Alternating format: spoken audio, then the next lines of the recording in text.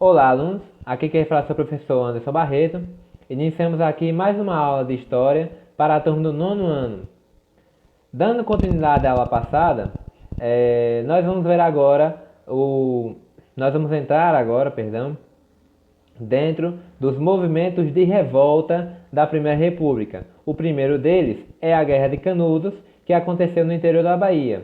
Nas próximas aulas, nós veremos a Guerra do Contestado e o Cangaço no Nordeste. A Guerra de Canudos foi um acontecimento que aconteceu entre 1896 e 1897, dentro do governo do presidente Prudente de Moraes, que foi o primeiro presidente civil da história do Brasil, o primeiro presidente depois do Floriano Peixoto. Canudos foi uma região onde se formou uma comunidade coletiva no interior da Bahia. Era uma comunidade onde tinha um líder chamado de Antônio Conselheiro, que era um beato da região, que formou, que teve a ideia de formar uma comunidade onde todas as pessoas que moravam nessa comunidade produziam seus alimentos e dividiam entre eles. Ou seja, uma comunidade onde o trabalho era coletivo. Tudo que era produzido dentro da comunidade era compartilhado entre as pessoas, pregando as ideias de Cristo, pregando as ideias da Bíblia. E o Antônio Conselheiro, então, ele era considerado um profeta para essas pessoas da região de Canudos. E por causa dessa fé que as pessoas tinham em volta do Antônio Conselheiro e de toda a comunidade de Canudos que acabou se formando naquela região, a comunidade começou a crescer até um ponto que ela se tornou uma ameaça ao governo federal. O governo federal de Prudente de Moraes enxergou Canudos como uma ameaça à República no Brasil, porque ela tinha umas ideias, Canudos era contrária à República, era mais a favor da monarquia, e a Igreja Católica também irá apoiar essa negação de Canudos, essa desaprovação de Canudos, porque ela não enxergava em Antônio Conselheiro um líder religioso ligado à Igreja Católica. E por conta disso, por conta da política que existia em Canudos, que era contrária à República no Brasil, que existia na época, o Antônio Conselheiro era uma pessoa que negava a veracidade da República, ele era a favor da monarquia. Era um movimento religioso, porque o Antônio Conselheiro era um líder religioso que negava um pouco do que a Igreja Católica pregava na época, e era um movimento social, já que era uma comunidade coletiva onde tudo que era produzido ali dentro era compartilhado entre as pessoas. Por conta dessa característica, dessas características de Canudos, ela vai se tornar uma comunidade problemática para o governo federal, e por conta disso ela vai ser combatida, e isso vai gerar a Guerra de Canudos. Aqui é uma imagem que eu trago para vocês da região de Canudos, que para as pessoas que moravam naquele lugar era chamado de Arraial do Belo Monte. Esse era o nome da comunidade. Era uma comunidade simples, A maioria das pessoas que moravam em Canudos ou eram pessoas à margem da sociedade. Eram indígenas, eram sertanejos pobres, que viviam na seca do Nordeste na época, e ex-escravos, a escravidão tinha sido abolida em 1889, 1888, e poucos anos depois, muitos ex-escravos, negros libertos, tinham dificuldades para arrumar emprego, para ter uma fonte de renda, e essas pessoas vão se reunir em torno do Antônio Conselheiro e vão formar essa comunidade coletiva de Canudos. O Antônio Conselheiro, ele era um beato. O que era um beato? Um beato no início do século passado.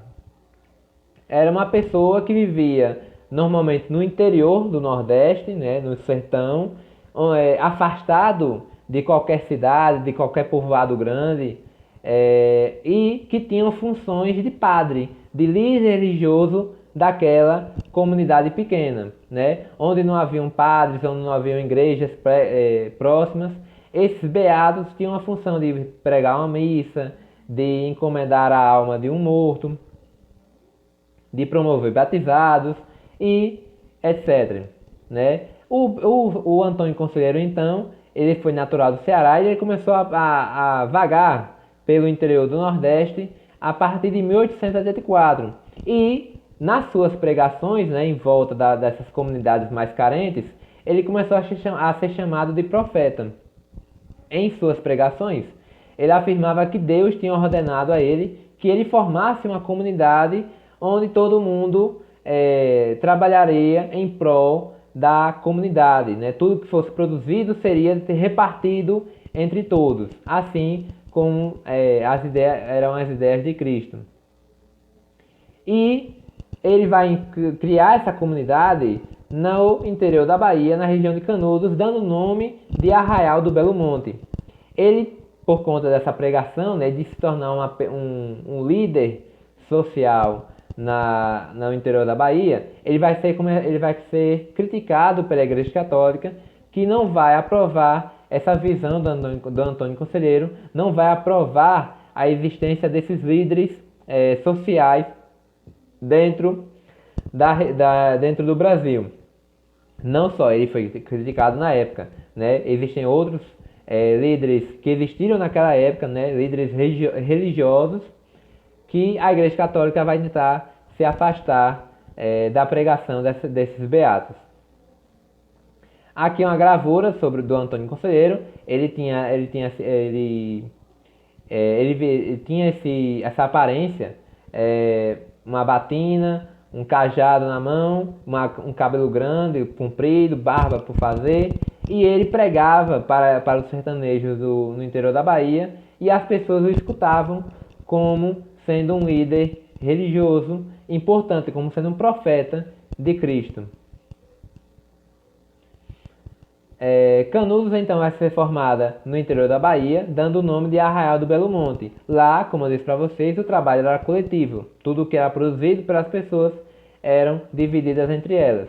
Além disso, você tinha a figura do Antônio Conselheiro, que era o líder principal da comunidade. Além dele, ele tinha um corpo de pessoas, 12 pessoas, na verdade, né? Assim como eram os 12 apóstolos de Cristo. Ele tinha 12 pessoas que o auxiliavam, que o ajudavam a tomar conta da comunidade. Era uma espécie de corpo ministerial de Canudos. Aqui é uma imagem que eu trago para vocês do mapa, mostrando onde fica a região de Canudos dentro do mapa da Bahia. Fica muito próximo, por exemplo, de Sergipe e de Pernambuco. Cada conselheiro cada ministro, né, do Antônio Conselheiro tinha uma função específica, né? Cuidar das finanças da comunidade, cuidar da agricultura, cuidar da pecuária, cuidar da proteção da comunidade, né? Ele tinha uma organização de milícia, né? Ele tinha os chamados jagunços, que eram pessoas armadas, pessoas simples, né? Que protegiam o Antônio Conselheiro e protegiam também a comunidade. Além disso, qualquer pessoa que quisesse entrar na comunidade, morar na comunidade, tinha que seguir à risca as ordens do Antônio Conselheiro. A comunidade do Arraial do Belo Monte, em 1896, né, no primeiro ano do conflito, chegou a ter 30 mil pessoas morando na comunidade, mostrando como a palavra do Antônio Conselheiro chegou a várias pessoas naquele período, e cada vez mais pessoas que viviam na pobreza, que passavam fome, que tinham dificuldades de viver no Nordeste. Aqui é uma gravura que eu trago para vocês da região do Arraial do Belo Monte no início do conflito, mostrando o tamanho, né, que a comunidade estava alcançando, e isso vai gerar a revolta, né, a preocupação do governo federal da época, que via a comunidade de Canudos como como um potencial problema para a República no Brasil, né? Já que Canudos era contra, né? Era contra a República, a favor da monarquia. O presidente Prudente de Moraes vai enxergar Canudos como uma revolta, né? Como um movimento de revolta, e por isso vai haver o confronto. O primeiro confronto vai se dar pelo estado da Bahia, né? O governo estadual vai atacar Canudos. O primeiro ataque foi em 1896, com 120 homens. Foram derrotados pelo corpo de jagunços do Antônio Conselheiro, que protegiam a comunidade. E em 1897, no ano seguinte, mais 600 homens irão atacar Canudos no segundo ataque, promovido pelo estado da Bahia. Também serão derrotados. Em 1897, então, o governo federal vai intervir em Canudos, mandando 1.300 homens. Esses homens, então, também serão derrotados pela comunidade de Canudos. Como eu disse para vocês, Canudos chegava a ter 30 mil pessoas morando na região. Então, eles tiveram condições de resistir ao avanço do governo federal na época. Aqui era a comunidade de Canudos, né? Durante o conflito, né? Vocês podem notar que a maioria está armada, né? Com rifles, espingardas, algumas armas simples que existiam na época, e eles resistiram muito ao ataque do governo federal, né? Se tornando a Guerra de Canudos um conflito importante dentro da história do Brasil. As sucessivas derrotas, então, do governo federal vão criar um desgaste no governo Prudente de Moraes. Lembrando que ele foi o primeiro presidente civil da história do Brasil. Antes deles tivemos o Deodoro da Fonseca e o Floriano Peixoto, que eram militares. Na vez dele, que ele era um civil, uma pessoa normal, não era um militar, as pessoas começaram a criticar o governo dele, já que ele não conseguia dar fim à revolta de Canudos, né? Uma revolta que acontecia no interior do Nordeste. Né? A elite política do Brasil em São Paulo, no Rio de Janeiro, que era a capital do Brasil na época, criticavam então o Prudente de Moraes. O que ele fez? Mandou uma quarta companhia, uma quarta investida contra Canudos, com 10 mil soldados e 18 canhões.